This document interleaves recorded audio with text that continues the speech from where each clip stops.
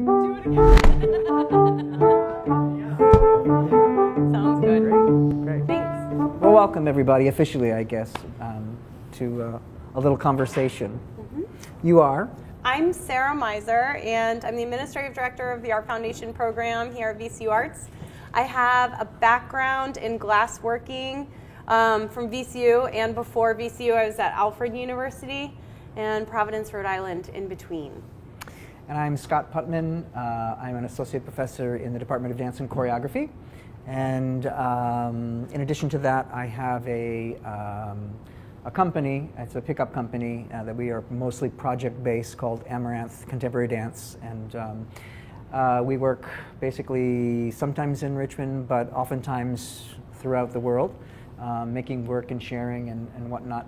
And then I'm also the creator and master teacher for what is the Elemental Body Alignment System. It is a structural integration and re-education of the body system, yes, that I use in terms of training the corporal reality.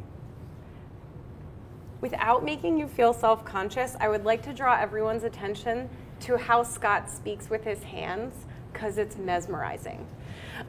We had coffee a week ago, and you said something to me, and you did this thing where it was like this gesture that went towards my face and then back to you, and I was like captivated. And I have no idea what you were saying because I was just Me so either. taken. But anyway, just without making you feel self-conscious, I don't know if that's a dancer thing, or if you just have a natural grace that's amazing. Do you have a family that talks with their hands a lot, or?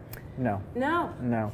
But what's interesting, I think this conversation is coming up on about what you were talking about in terms of your grace, and lack thereof. what I was, I think, gesturing about was the fact that she works with her hands, a lot with her hands, and she was talking about feeling clumsy, and I said, oh my gosh, the way in which she builds work and she builds worlds with her hands, that to me, I interpret it as an extreme grace and agility and ability to articulate and shape things with your hands. And so I think it's funny that you're bringing that up about my hands when I actually think that about like how you process, and you were talking about how you have a hand in your work in terms of our discussion. So, Yeah. Interesting. Mm-hmm. All these parallels. Can we look at your work? I put you first. Oh, okay. There we go. So what piece is this? This is a work called Other Side of Shadow. And it was part of an Experiment in White project, which was sort of a choreographic challenge for myself to create 6 distinct works and build movement languages and a movement environment in which these works would live in, so that despite the fact that each piece is costumed in white, you would understand and feel and sense the different environments and the worlds in which we were creating, both physically with the body as well as visually with the space. Does that make sense? This particular work, and this kind of came a little bit about our conversation with building environments, which I think is a parallel for us, is that I was using video as a way to create texture on the costumes. So I was front projecting as opposed to rear projecting, and purposefully creating textures and patterns and whatnot on the costumes. It's hard in this because the photograph doesn't capture that, but in the theater, it really does. It's a really distinct kind of a dancer living in a almost physical soup of and texture of an energy that this particular work came from. Mm-hmm. I like that in this, and did you upload a few different pieces with white costume? Mm-hmm. Okay, so visually that ties into my work too, but I like how that becomes almost like a vessel for this other language that's being collaged kind of on top of the choreography itself in this work. And also the gestures here. Again, the hands. I wanted to start with this one because of the hands. And I was had the opportunity to watch some of your videos over the weekend, and one of the things I was really struck by was the hands and the feet being punctuation marks a little bit. Like they just, I felt like there was something about the gesture of how they finished the form that I was just like I could have watched them over and over and over again just in kind of focusing in on that. Mm-hmm. How much does I know we talked a little bit, and I'm jumping around here a lot, sorry. But I know we talked a little bit about like you are in going to what is our talk called, like shaping space. So we talked a little bit about like how we both consider shaping space, and you mentioned building pathways and shaping pathways and using like the body to create a language. And so how important are those like minute gestures within these larger grandiose gestures?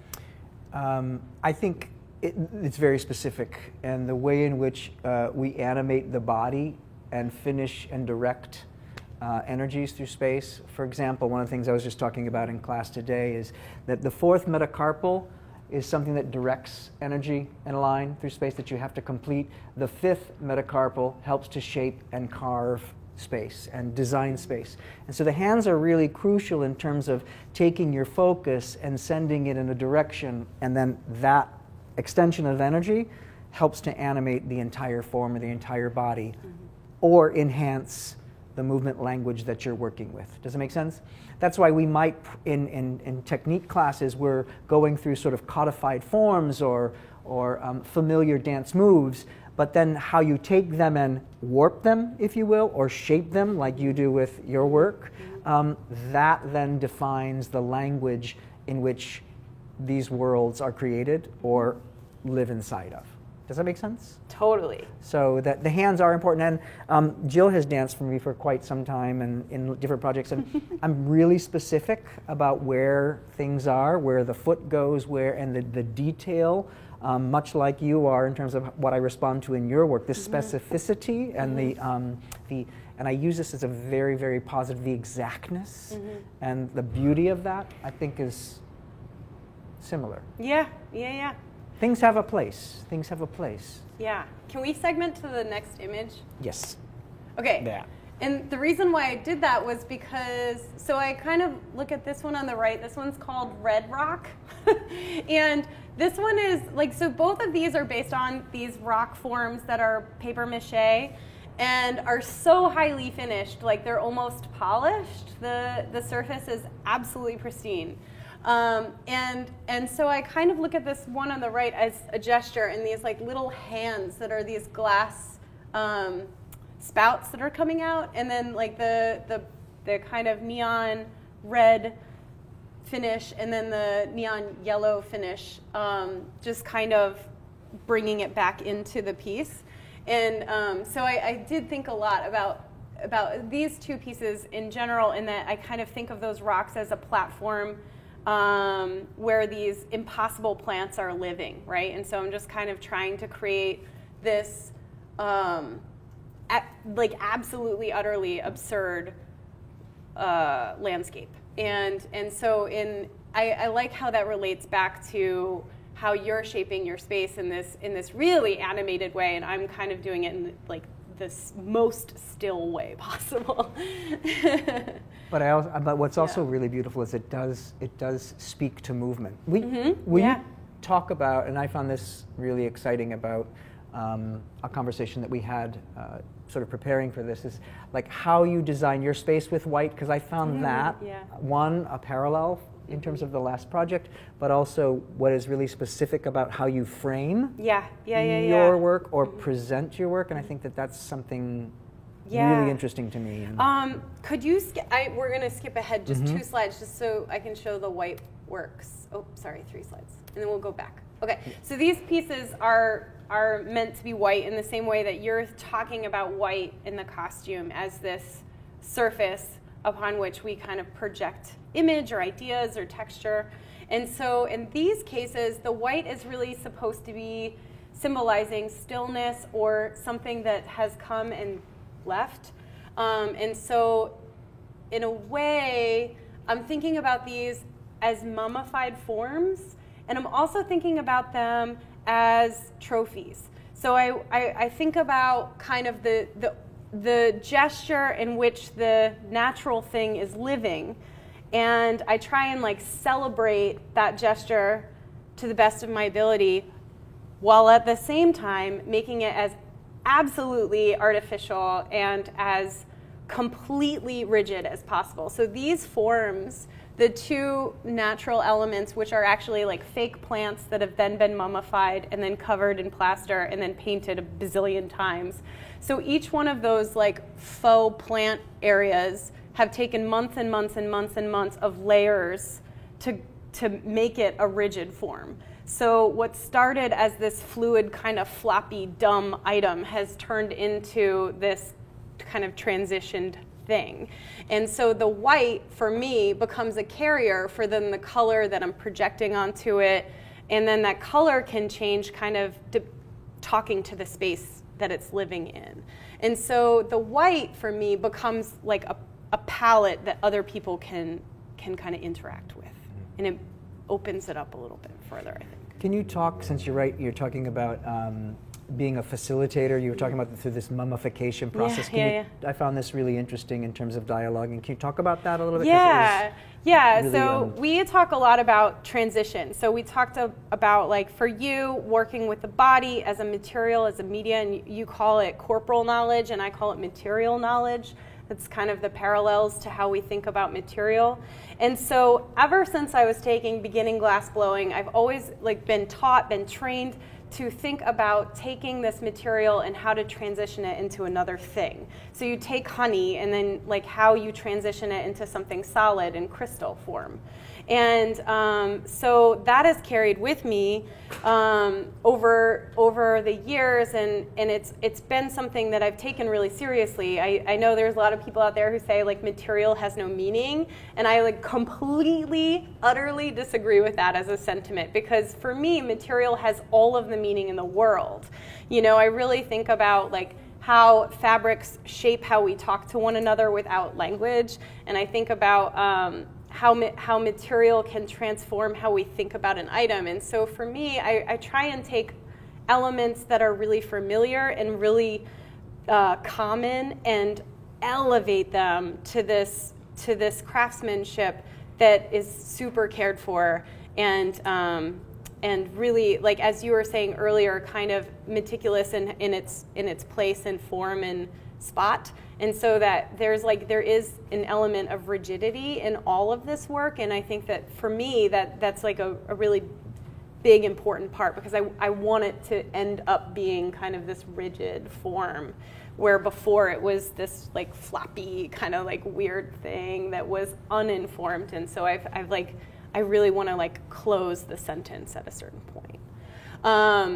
How do you think about that? How does that translate to your experience? Well, your material is our body. Mm. And I think that's something that's very, very different in terms of how you work with it. Mm-hmm. So you, in your process, are training the material.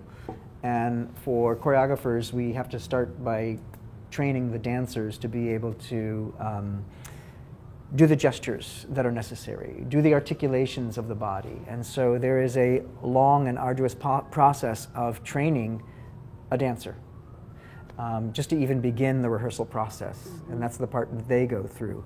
But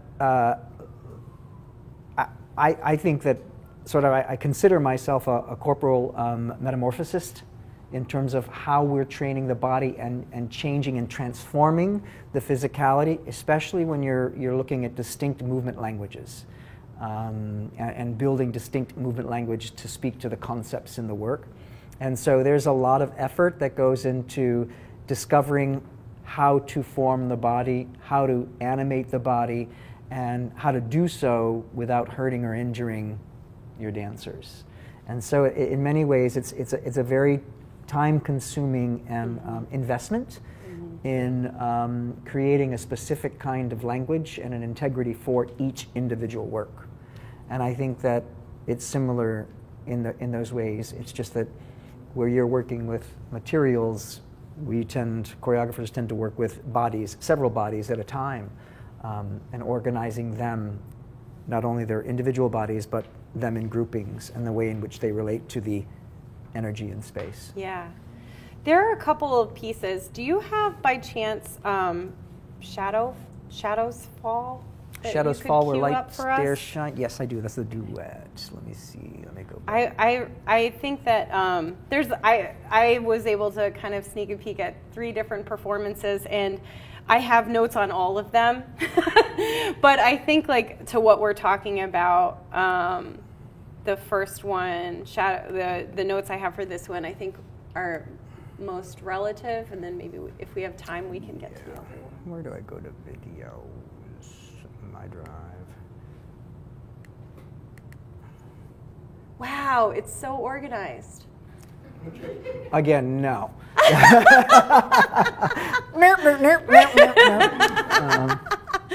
we are. All right. Yeah.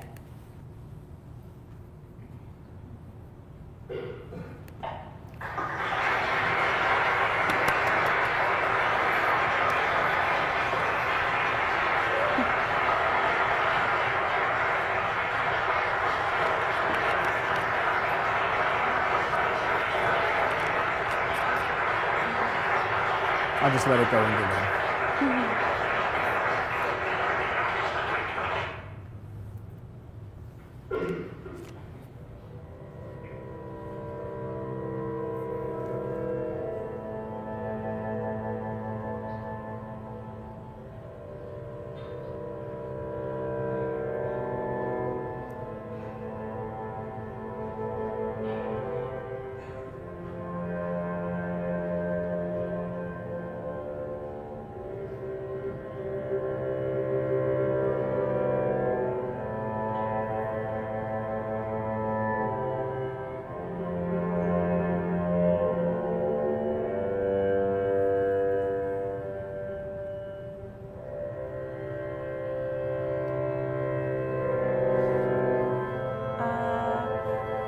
John, would it be possible to turn the volume down so we could talk over it?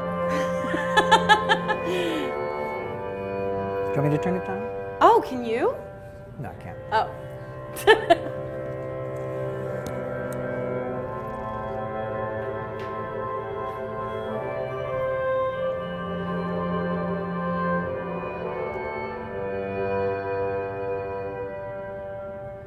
Thank you. So one of the things that I took notes as I was watching these, and so one of the things I was really noticing, of course, about this is the lighting is so crucial to how these figures are coming in and out of our perception. And so in this stage of it, it feels very light and airy. And it feels a little bit like my cat playing in the window or something. You know how they bask in the sun and you kind of wish you could be a cat? I feel that way about this piece. And as the lighting transitions, so too do these kind of interactions, right? And so one of the things I had a question about with this piece, because it felt very it was kind of a synopsis of a certain amount of time. It was kind of indecipherable for me. I wondered a little bit about where you are in present and past tense. And when you're working, and I think in this piece, and then there's one other piece that feel like past tense to me, in that they feel reflective, almost dream state-like, where they kind of come in and out of focus, and then they shift in this kind of indecipherable way. I think for this one, you'll see at a certain point we switch from this kind of grid-like lighting system to these circular lighting systems, and it's indiscernible. I actually had to watch it several times to pay attention to the lighting shift, because the way the movement is working with the light and the lack thereof, so that negative space becomes infinite, right?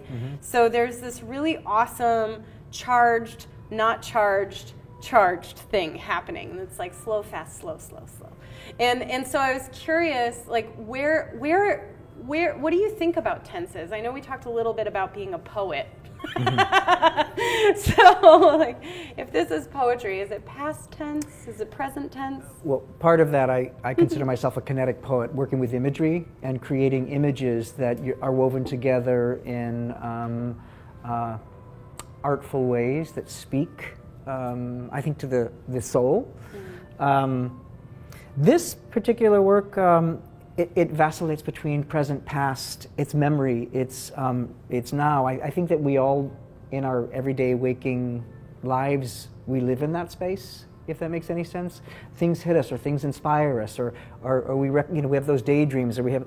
This particular work is the evolution over 50 years of a couple who go through all these things, and oddly enough, couples repeat a lot of cycles. And so the piece is called Shadows. Shadows fall where light dare shines. And I often think that we wouldn't have those dark or tumultuous moments if we also didn't have that relationship with the light and the way in which light reveals beauty, love, pain, fear, all those things. And so the human condition, I think, is a constant fluid thing that is actually timeless. And a lot, in a Western culture, we really think of a linear moving forward, and I tend to think that works or worlds are timeless. And so it has an evolution, and that evolution is the story, even though it's not necessarily a narrative per se. Does that make sense?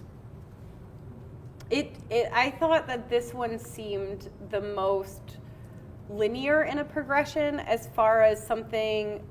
Again, I go back to the dream state because in a way these feel like vignettes where you can focus, and then like it's hard to focus, and then like you're back and you get it, and like so it comes like kind of in and out of lucidity in a really like kind of breath-like way, like as far as when we dream and we can like kind of focus in on a thing, and then all of a sudden we go from a public bus to a wedding like that, and wardrobe change and all, Right. and so this kind of did the same thing where it just shifted the temperature seamlessly. And so I thought that was really a striking element within this that made it feel kind of like you were saying, like that narrative felt like it was progressing along. Yeah. Well, I think the interesting thing is you talk a lot about light as well being a very specific element, almost partner. Yes. In terms of the way in which your work lives. Yes. And maybe we should look at some of that. Sure. Yeah. So obvious. Yeah, I think it's like I'm picking up on light. It's really strong, but also because that is definitely something that I'm personally interested in. So it's all self-serving.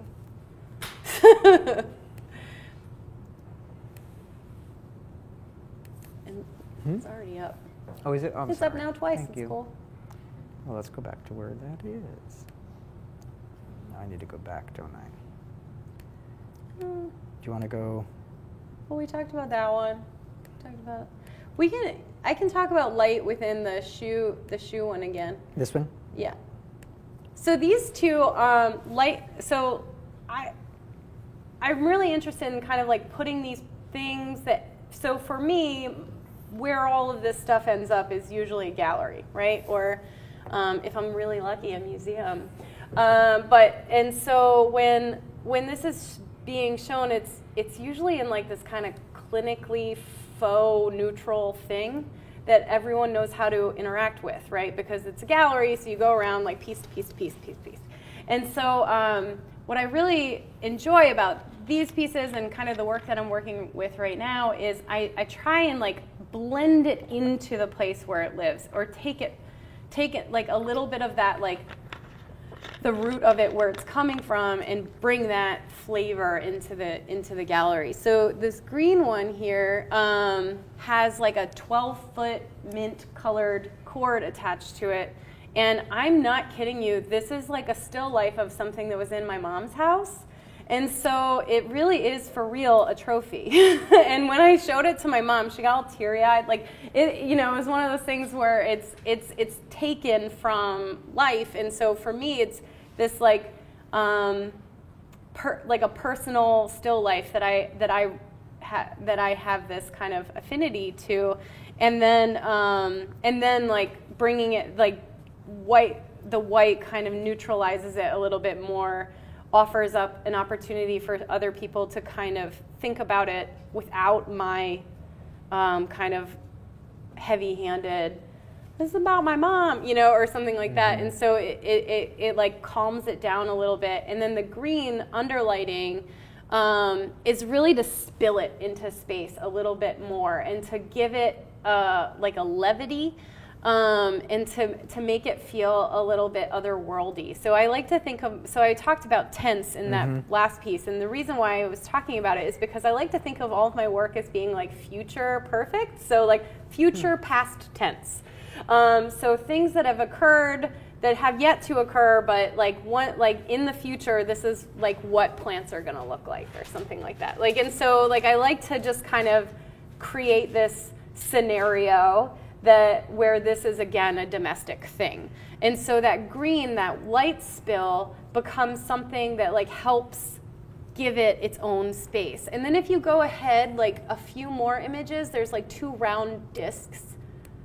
This one. So these two also have really specific lighting situations on them, in that the one on the left are 2 individual discs that have theater lights that are set up 5 feet from them, so that 5 foot of interaction between the light and the piece are really, really charged. And so what ended up happening with those pieces where people would end up like doing like animals in front of them because they were like head height. And then so people were like kind of playing with them in this really bizarre way, because the they're like really precarious. It's like the one on the right is all super, super thin glass. So the reason why it looks like just a white disc right now is because it's all clear. So it's all shadow. You don't see where the glass is until you're looking at its shadow. And so the same thing's happening here on the right, where it's mirrored glass, silver-leafed glass, and clear glass that has just one strip of light going through a part of it. And so where the strip of light is, the bouquet is quite a bit more active than everywhere else in the piece. And so it's really, it's kind of one of those things where people come in and the first thing they'll say to me is like, oh, it's so precarious. And they'll be like mad at me because I made this precarious thing. And but for me, the light is defining like how it lives in the space, and the light for me like gives it its own home, and that without it, it wouldn't be as charged, right? And like so that space, that charging of the space is really important, and I use light to kind of shape that. Are you noticing how much she's talking with her hands? I just wanted to point that out. It's great. His is prettier. Yeah, it's really the specificity in the way in which you set the stage, or your stage, is really quite lovely. Yeah. The stages are different, but the same. But different. Absolutely. How are we doing on time? How are we good? Are we good? Yeah. Okay, I just saw you guys talking, so I didn't know if we should like speed it up. Yeah. Both of you are talking a lot about light, but the focus is mostly, in your case, it's the object, the body, is a form, and how the light, in the first piece you showed how the light, there were some shadows, and how the form disrupted the light or refracted the light. In your case, you're having different objects. But it occurred to me that if you consider light installations, right, the different elements that you put together in light installations are, the vocabulary is almost exactly the same. The only difference is in light installations, the intention, the focus is more in the light than in the object. But if you look at these, somebody would look at these without your descriptions, you might say, especially that one on the right, you might say they're light installations, which is interesting because it reminds me a little bit of how architecture and sculpture are sort of merging into the same. The distinction between the two are somehow not, in some cases, they're not very obvious, right? And it occurs to me that there's, like you guys were talking about merging between body as form and object as form, and there's also another, you could look at another aspect of it, which is how light interacts with both of those, and this, it's very fuzzy, I think, in terms of the overall. Mm-hmm. Fuzzy is exactly the language I choose to talk about when I talk about like gray areas in work. And for me, like the best work is really ambiguous as far as like what it is we're looking at, right? Whether it be like able to be defined as a thing or defined as a presentation in some way. Like the less obvious it is, the more interested I am. And so it's really nice that you're like using language that I would seek out actively, because I totally agree with you. And working in Art Foundation for 11 years now, it's like that's the premise of what I teach too, is that it's all gray area, and you know, we have to see that commonality in what it is we're doing, because it's absolutely there. So yeah, it's just contextualizing it and kind of where we're coming from and where our backgrounds are that help us or have like given us the language and the toolkit that we have to express it. And I think light is absolutely a partner in creating the world and designing. Like I really consider lighting in all of my works, and I have I don't just hire a lighting designer to light my work. I'm very specific about how it informs what I want the audience to see, which most of my works are very, very particular. It's not, a lot of dance is sort of set up in a proscenium, they light everything and you see, but I like my work to be more sculptural. I like the light to help define or shade or form what you're seeing. And I think you can't, for me, you can't shape space without light. I mean, you have these bodies, but all of these are partners. You know, the light in many ways dances itself, as you could see in that video, and it's very much an exact and distinct element, or else it'd be so flat. Like I think that this, you know, we'd lose so much texture, and in losing texture, we'd lose sort of the context and concept and the energy of a work. So this past December, Jill was helping me with a class that I was working with at the Chrysler Museum, and Jill came in and worked with all of these glass blowers to help create a performance. And in her first meeting with them, she said, like, know your light, find your light. And I was listening to her, I was like, they think you're crazy. And then everyone, like, and they did. And everyone the next week was like, I get it. Which was a miracle, because really, didn't see that one coming. But, you know, like, it just goes back to the shaping of the space. Yeah. Knowing your light. Knowing your light. And that, I think, has so many layers, just in terms of understanding where you are, and what you're doing in that moment. And that is a crucial dance element. It's a crucial presentation element of your work, because I think that specificity and that precision really can make or break work, all kinds of work. And I think it's really important. Could we check out, I don't know how to say this word, tensegrity. Tensegrity? Tensegrity. Tensegrity. Not even close. So tensegrity is had to Google it. All male work, and it really is about the tension that's created in order for the right exact moment of the division of a cell or the separation. There has to be a specific or particular tension that is created.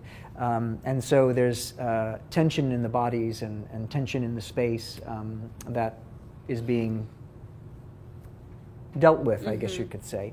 It was also particular in terms of dealing with race and culture and really trying to figure out those tensions and how do we work with those tensions to be actually a supportive thing as opposed to something that we should fear, that it can be the evolution of who we are as people.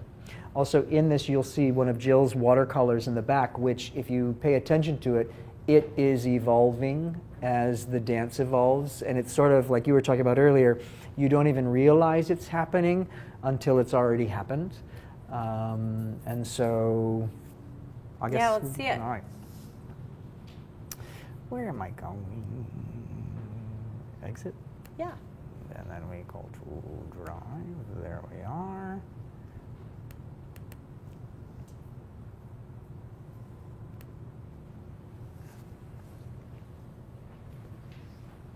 So one of the reasons I wanted to talk about this one was I didn't know what the word meant, and I didn't look it up until I watched the piece. And so it was funny because not knowing what it meant, I was like going into it and I was like, huh. Like I found it really challenging. I found it challenging to focus, and I found it challenging to watch because I was trying to project onto it like some kind of narrative or some kind of linear progression.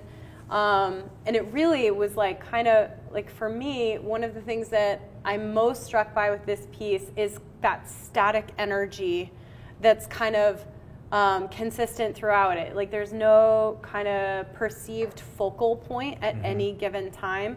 And that focal point, when it is there, is fleeting. So it like comes and goes really quickly. And so one of the things that I was struck by was, I wrote in my notes, I was like, it's compositionally like a Magic Eye poster, where it's like super busy and super static, and then like once you like figure out how to look at it, you see these kind of underlying structures, right? And then I Googled the word, and it like architecturally completely supports that thesis. So I just wanted to talk a little bit about naming for you and how titles play this, they seem to, in reading your titles, I'm thinking like you're providing us a framework that you want us to be kind of in a headspace as we enter the piece. Is that correct? Is that? Yeah, I think it's again a way of framing and helping the viewer, because a lot of people don't really know how to see dance or how to look at it, especially contemporary or abstract dance, abstract work. And so I like to help an audience at least understand the lens at which I've been crafting the work or the concepts behind it, to give them a chance to actually decipher it and absorb it in a way that they can go, like you, oh, I get that, and then I think people understand the craft of it. They understand not just whether they're enjoying, like this is a highly physical work, and it's more. There's more to it than just the physical dancing and the sort of virtuosic material and information. So yeah, I think titles are very important to me because they frame. It's another framing of work. Some of my titles can be also very long. I have a work that's called On the Shelf of Memory in the Temple of a Compressing Heart. Epic title. But again, it has a lot to do with what the work is, what is going on. Yeah. So. Yeah, I was so happy for that. What about you and naming? Titles. Okay, I'm a little bit all over the place, but yes. And like maybe in a little bit more of a jerky way. So the shoe shelf, right? Like that's a Make My Plans and You Always in It, which in my mind is a love song, Q-Tip, singing Vibrant Thing. And so it's a lyric from that song, and which I really like. That was a big song for me around the same time that the plant was like in my life, and so I like that piece is a weird piece for my husband, because it's like a love song. And so as I was like mummifying this plant, I was thinking about him, and I was like, so it's his size shoe. Anyway, so it's like a little bit of a piece for him, and just like me telling him I love him in like my own like weird little plastic plant way. And so like for me, like the title, it means a lot to me, but I don't expect that to mean a lot to other people. And that's okay. But at the same time, like for those who do know that lyric or like Q-Tip as much as I do, you might like you might enter it and be like, you know, like might just be like a nugget that like gets you into it in that way. And so same like Shakespeare quotes are in the like Sweets for the Sweet is a Shakespeare quote. And so they're just kind of, it has to do with when I'm making and that kind of meditative process of constructing the piece and the place in which that piece lives. That all gets tied into the title. But I try and abstract the title as much as I'm abstracting kind of that location. You know, like I want it to be open-ended without being too descriptive. The wallpapers, on the other hand, so later on we'll show you some images of some wallpaper patterns that I've done. They're super descriptive in that, like, so one, I worked with this restoration company, this wallpaper restoration company, to learn about the governor's mansion, the original wallpaper that was held in the governor's mansion, because I had this show that was like right outside of the governor's mansion. And so I worked with this wallpaper company. They gave me the pattern, and I absolutely replicated the pattern that was in the governor's mansion originally.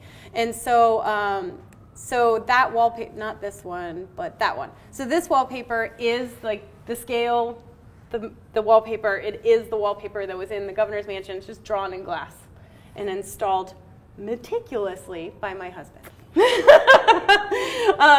I don't have the patience to do that. That's like the most amazing intern on the planet and my husband. But I did make all of the glass and then gold leafed it and did all that stuff. And so that piece lived outside of the governor's mansion for 6 months, like in this industrial building, and just kind of wanted to give a little bit of elegance to the industrial building. And then the one prior to that was, so is this pattern. So I was in Houston, I was on this artist residency, and so every single individual component within this, which is like 20-some individual components, and then hundreds and hundreds and hundreds of pieces of glass that are all individually formed, every one of those are taken from a picture of my walk to the studio. So every form is found like on my daily path.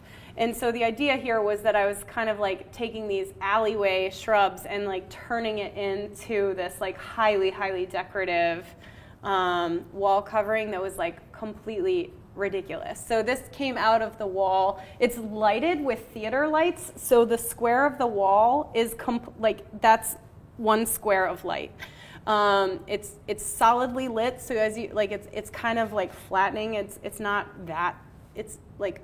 But it was like, as a monolith, the object, the wall itself, which was a free hanging wall in a giant space, it became its own like monolithic object. And then to decorate it with these kind of alleyway things, I just felt like it was the best I could do for those poor little alleyway champions.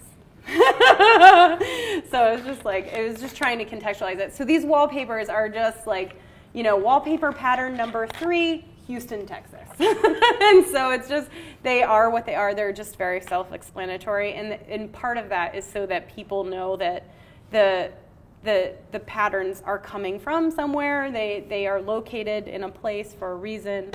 So yeah, titles can be either dry for me and like just like descriptive, or a little bit more abstract and playful. But I don't. What I don't do is like embed an emotional kind of reaction in the titles, and so going back to your amazingly epic one, On the Shelf of Memory in the Temple of a Compressing Heart. Can you talk a little bit about that title? Because it like the piece is also, I think it looks the way that title tells you it will look, I think. I think it's, again, going back to framing environment and going and setting the sort of scene or stage, if you will. And the piece is really conceived as a journey of 4 women who move from one space into this other space, and the space that they move into, the space actually compresses. And so it's the tension and the sort of the pushing down and the weight. And again, the movement language in this piece is very hunched over. It's as if they've been living in this cave, if you will, or this space that keeps compressing on them, and what that compression causes them to do and where it causes them to go. And so they were inspired by certain memories. And so, and again, we hold memories on the shelf or the shelf of our own, bodies. And so it just was something that came to. Do you have some images of it in that one? I feel like I actually you have some... the video. The is video. I think the only thing that. Let me see if we have. Let me see. So one of the things about this piece that I was really struck by is how. So compression, I think, is like the key word for me. Like if we were in like reading Rainbow, that would be the word of the day, because not only do the figures, their bodies feel like too small for themselves, right? Like the motions feel like they're trying to like come from inside out, and they're just really struggling with the vessel that they're in. And then also thinking a lot within this piece about, again, light inside, outside, and being inside of the light or being outside of the light. And within this piece, like being outside of the light almost felt more freeing, right? even though the light in this compresses them, it like I don't know. Maybe it was just like visually freeing. Well, and one of the elements of the light is always watching them or always trying to find them, and so there is this sense of freedom when you're not in it, so that you can do whatever you want. Yes, there's the freedom of being not being watched and not being sort of managed, if you will. I'm going to just move ahead a little bit so that we have to get to the end of this one. I love. Should we just go the to ending. the end? No. Because it's just a watch long. the whole thing. No, it's a long. It's almost 20 minutes. You don't. So we'll go. This is the beginning. We'll sort of skip around. Yeah, the beginning is worth beginning, end, middle, a little bit of everything. So you get the flavor. When you are looking at video footage of your work, are you ever like, man, they focused on the wrong thing, or is it? Are you just used to it being like panned the way it is? Now, what's interesting, this work in particular, these 4 women, in terms of the way I rehearse, I make a work and give it to the dancers, and I no longer micromanage them at all. But the interesting thing that happens is that they manage themselves impeccably, and so I mean, especially these 4 women are they keep the work. They keep the work in their bodies. They keep the work in their souls.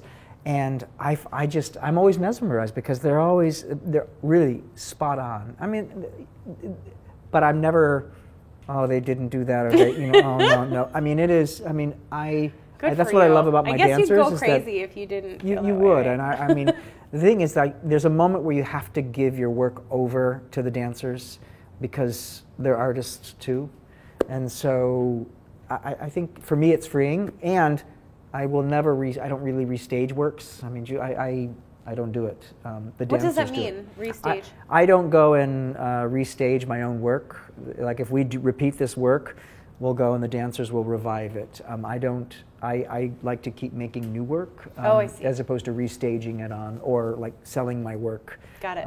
To another company. Because I kind of also feel that I like to make work for the people who are in front of me and in the space with me, because I think that the work is more authentic as opposed to trying to fit people's bodies into something that is not really considered.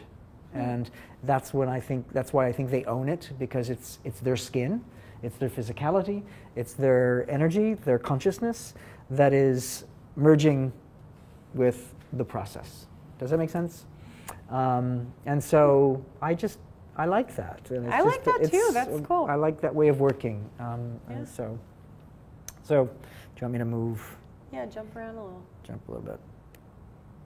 So you can see how there's a ceiling that they're working underneath, and they're hunched over, and it's a very specific They're very specific gestures and the tension between them. Interestingly enough, the costumes have pockets in them, and the pockets are full of the things at which, what their jobs are within the dance. The four of them are necessary to move to the next stage or phase or place. And so there are pockets that they actually keep items. One is a key holder, one is a keeper of like food and sustenance. And so there are things actually in their pocket that are layers that you never see, that are part of who they are as individuals or that define their characters. And they each have specific characters.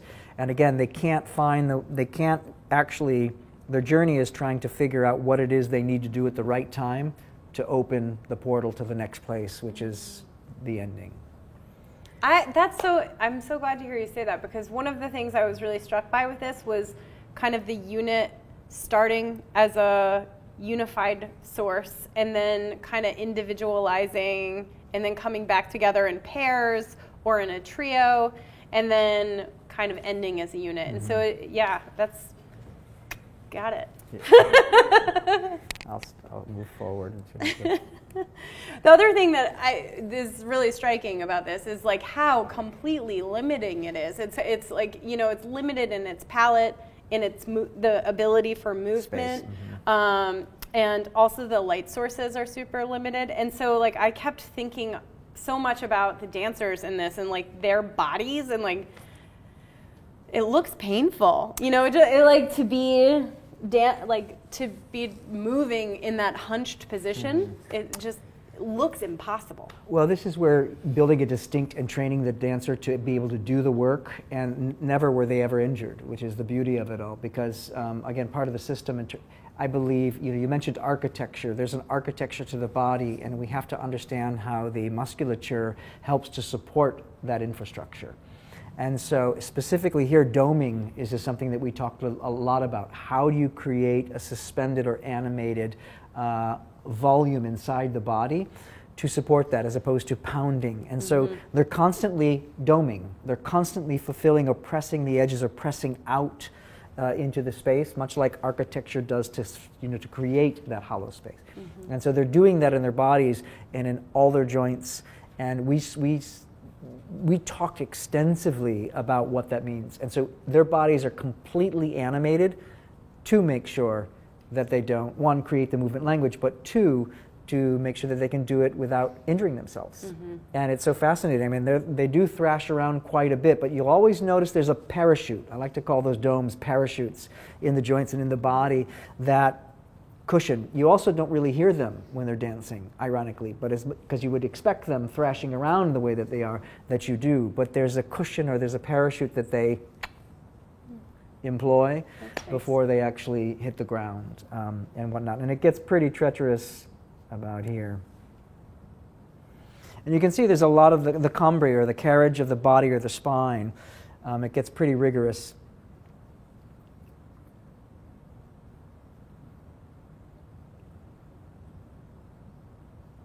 This one is like emotionally and physically exhausting. Exhausting, yeah.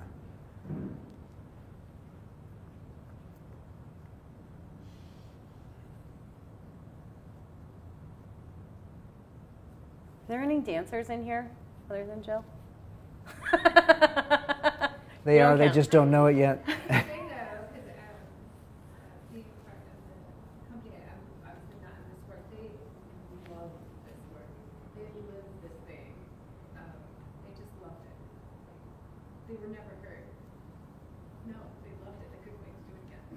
Is being hurt, is that something that's super common? It can be, if the training isn't supporting the physicality. Got it. And that's something that's very important to me, hence why I have a system that's designed to actually support movement, freedom of movement, range of motion, and architectural support by actually activating or training and engaging the intrinsic musculature to support the work. Yeah. And oftentimes that's a misstep. People are really working so fast to get work out that they don't actually consider what it means to holistically train our tool. And it's another element that is really crucial to a dancer's process and a choreographer's process. And a choreographer who, it's important for me to take care of my dancers physically, because if they can't do the work, I don't get to show my work. And, you know, I think it's just a great respect for, I don't think of the dancer as a tool, I think of them as a partner, and, which is sometimes a different way. People don't always think that way. That's too bad. I think so. Understatement of the year, I guess. Yeah. So here they go. So yeah, check. This is really nice.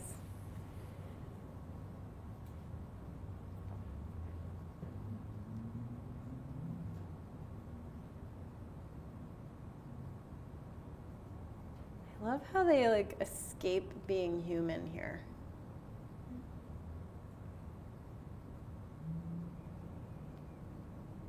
Look at that foot.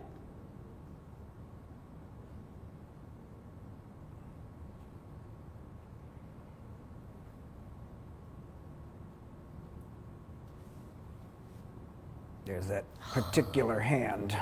So syrupy, isn't it? It's like, oh, so good. I like that very much.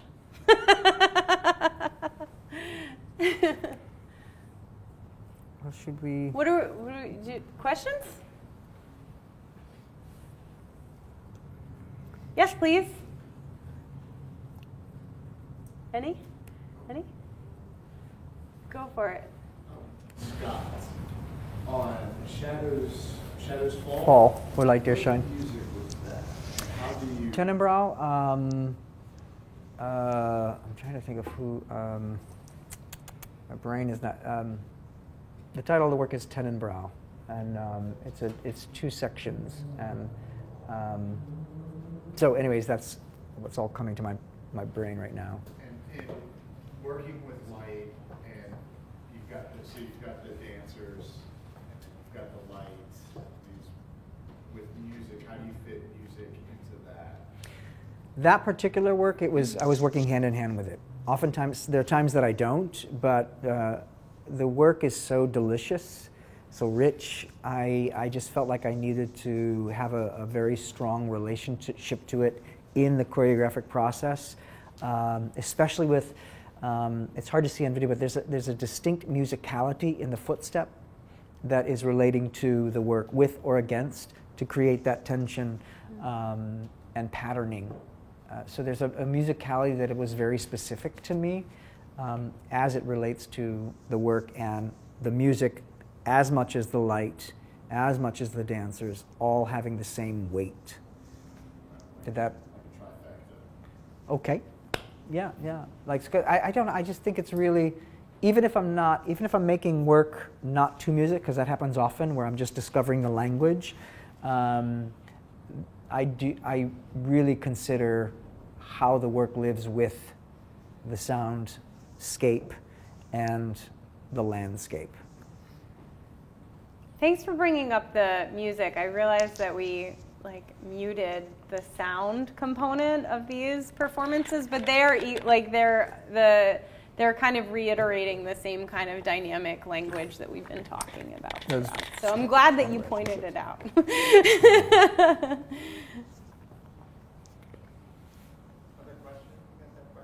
questions are good. Just fire away. Yes. Yes. And yes. So Sarah, so much of what Scott's talking about like collaboration between the dancers, has got me thinking do you do any collaboration works, or would you be interested in doing that since your work seems so personal?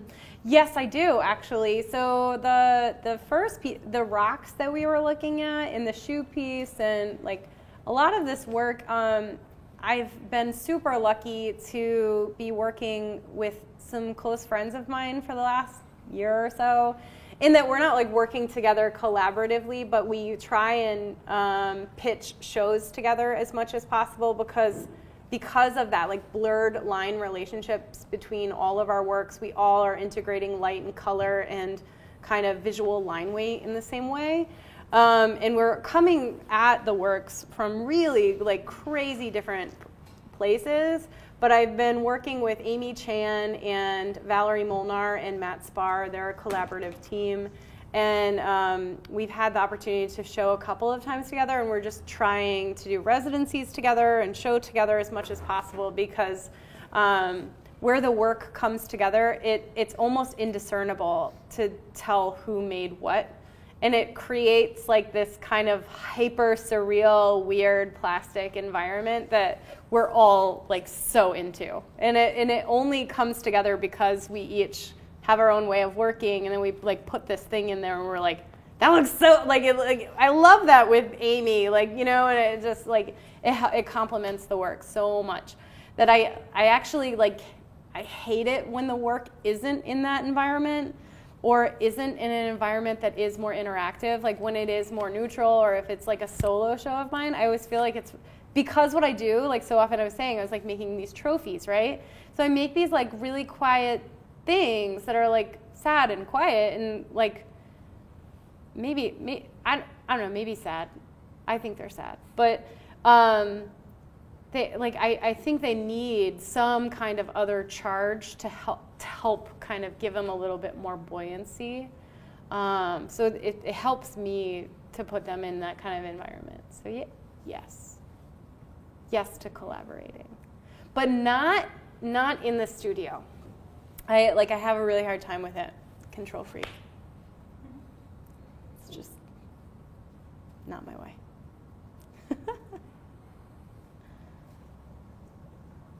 So I believe, Disha was wondering if you would show any of this exercise. Isn't that correct? Yeah. Sure. As best I can in jeans. So, yeah, you know, let's let me do this. Does anybody have pelvic or spine issues, tightness? Is there anything that's going on? I sound like I'm anybody. Is there anything that someone is contending with movement-wise that I can relate, like be specific, so that there can be a interaction? Yes. My backpack's always really heavy, and it's like it compresses the lower part of my spine. Your lower lumbar? Okay. All right. Absolutely. Would you mind being my model, so to speak? Yay. I didn't know I was signing up for that. Oh, yeah. I mean, look, if you're not comfortable, you just, if that's good, we'll do it. If not, oh, yeah. Okay. Yeah, it'll help. I guarantee you. So that you guys can witness this, you want to come here, and if you guys want to, is this okay in terms of directorial ness? All right, so I've got to carry this around. So when, sure, yeah. All right, so the first part of this gets, it's a floor series. The first part, level 1, is a floor series, and it takes place, it's an hour-long series that takes place on the floor. And can I ask you to have a seat for me? Sure. Okay. Just have a sit down. Yeah, have a sit down. You all good seeing? All right. What I want you to do is I want to put the soles of your feet together, so you're like you're in a butterfly position, and open your knees to the side. Okay. Now you don't have to make a tight diamond shape, and this is interesting because the human body always does this. It wants to pull the heels into you. You don't even know that you're doing it, but you do it. It happens all the time. It's sort of this subconscious thing. It's fascinating. So she's doing it. What's your name? Kate. Scott, nice to meet you. Is it okay that I touch? I'll ask you before I touch you. Is it okay? Yeah. All right. And is it possible, because I also want you to pay attention to her shoulders, because I'm going to release tension in her shoulder girdle. Mm-hmm. Yeah, so is it okay for you to take that off? Do you have are you comfortable with your shirt? Okay. Okay. All right. Kate is doing actually a very nice job of sitting with her shoulders over her hips. A lot of times people, because of a tightness in their hip flexors, yes, or a tightness in their lower back or their hamstrings, they tend to pitch. Again, they don't realize it's just a habitual way that they sit.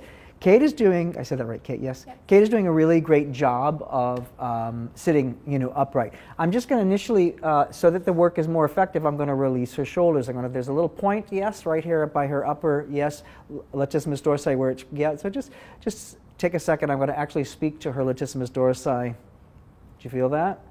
Okay, good. And you're going to watch this scapula release. Do you see that? And you feel that change? So one, that's part of the backpack issue too. There's a holding, there's a tension, and there's this sort of shielding, if you will, or armor that gets placed by the body, even because we're dragging our stuff through life. Do you feel the difference of that side? Yeah. Okay. I'm going to do the other side really quick. Yes. Is everyone else jealous right now? They're like, So you can I want see my shoulder poked. the tension will be released in her shoulders, and the reason why it needs to be released in the shoulders is so that I can track her spinal column in a head-tail connection. Feel better? Okay, good. I'm going to actually, again, tapping is a big part of this because tapping sends a vibration to the central nervous system to override the way in which she processes movement information. All right, so the tapping is going to feel funky or foreign, but just go with me. So I'm going to tap the crown of her head. Yes, and it's basically tapping hard enough to send a vibration into her central nervous system. And yes, we do this in our dance studios all the time. It's kind of funky but fun, yes? So now I'm going to ask her to drop her chin. Good. And then slowly roll down and try to sequence. Yes, and I'm going to follow through. Yes, and go, instead of pitching forward, no, you're good. Try to roll straight down. So roll chin down. Your head's going to go to your feet. There we go. See how we got more range of motion? Now I'm going to just tap your rib cage, and I want you to keep thinking of, remember that doming that I was talking about? Drop the chin and keep going. Beautiful. Relax your shoulders. Thank you. Yeah, keep going down. Beautiful. She's getting actually more range of motion. Yes, relax your hands forward. Good. All right, and just stay there for just a moment. Relax. And relax forward. There you go. So already we're tracking, yes, her erector spinae that run along and house, yes, the lower spine. So I'm going to actually tap you again 3 times, and on the 3rd time I want you to just relax your head and neck. Good. All right, now I'm going to tap her sacrum. And the reason why I'm going to tap her sacrum is so that her brain can identify what's going to initiate. So the coccyx and the sacrum, yes, which the coccyx is your tail. It's at the base of the spine. The sacrum is the back plate of the pelvis, yes, that pelvic bowl. I'm going to tap your sacrum. Is that okay? Mm-hmm. You can watch her because you'll see her vibrate. And again, it's to get her brain, because most likely in her life, she doesn't ever initiate from her tailbone or from that deep in her pelvis. And I do it for a little while, again, to override her habitual nature of bringing herself upright. The natural way the body brings, you ever set a baby on anyone put a baby on the floor and know what they do? Stay there. They do this, which is the opposite. It creates tension. You put any baby down and they will do that automatically. It's an automatic DNA response. The human body does it. So when we train dance, we're retraining and repatterning how we sequence the spinal column. And what I'm doing right now is this. Now, my hand is on her rib cage. You got to come see this. Come up close because you're going to see her legs do something really fantastic in a minute.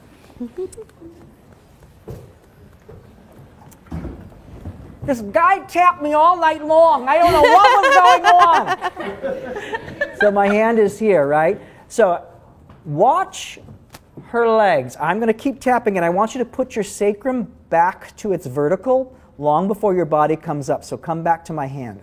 Come back to me. Keep your head's lasting to come up. Think of pushing this back to me, the back wall. Come back to the back wall. Do you see what's happening with her? The slight opening of the hip socket? Keep going. Mm-hmm. And keep rolling up. Rolling up. Relax the shoulders. Scapula descend. Good. Good. Do you feel the ease? Awesome. Do you feel the difference in your hip sockets? I do. Good. So what it does is it activates external rotation, which dancers use a lot, right? We use this physicality. Now stand up and you're going to notice just that one little exercise, a relief in your lower spine.